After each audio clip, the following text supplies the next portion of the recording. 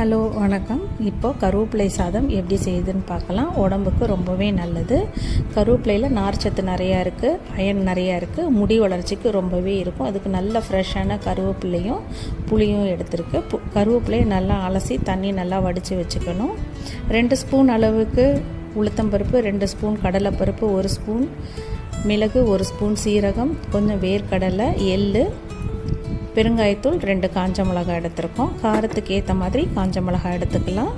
இதுக்கு ஒரு கடாயில் எண்ணெய் கொஞ்சம் போட்டு அதில் நம்ம எடுத்து வச்ச கடலைப்பருப்பு, உளுத்தம்பருப்பு, மிளகு, சீரகம், வேர்க்கடலை எல்லாத்தையும் போட்டு முதல்ல நல்லா வறுத்துக்கணும். அதுக்கப்புறம் நம்ம எடுத்து வச்ச எள்ளு போடணும். எள்ளு வந்து பொடியாக இருக்கிறதுனால சீக்கிரம் ஃப்ரை ஆயிரும், அதனால் கொஞ்சம் லாஸ்ட்டாக போட்டுக்கலாம்.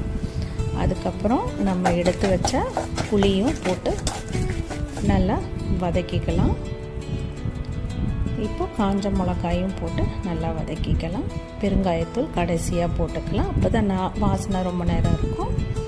அதே கடாயில் கொஞ்சமாக எண்ணெய் போட்டு நம்ம கருவேப்பிலையை வறுத்துக்கலாம். கொஞ்சம் நல்லா கிறிஸ்பி ஆகிற வரைக்கும் வறுத்தா நல்லாயிருக்கும் பொடிக்கிறதுக்கு.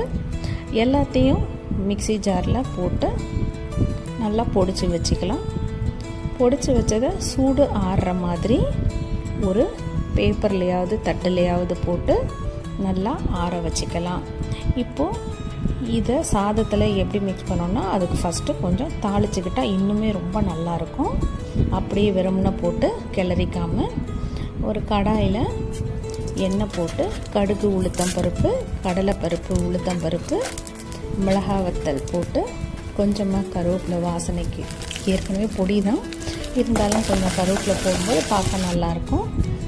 அப்புறம் வேர்க்கடலை எல்லாமே போட்டு நல்லா வறுத்துட்டு இதில் தேவையான அளவு கருவேப்பிலை பொடி போட்டு நல்லா மிக்ஸ் பண்ணிவிட்டு, இந்த கருவேப்பிலை பொடி நம்ம கொஞ்சம் ஸ்டோர் பண்ணி வச்சுக்கலாம் ஃப்ரிட்ஜில் கூட.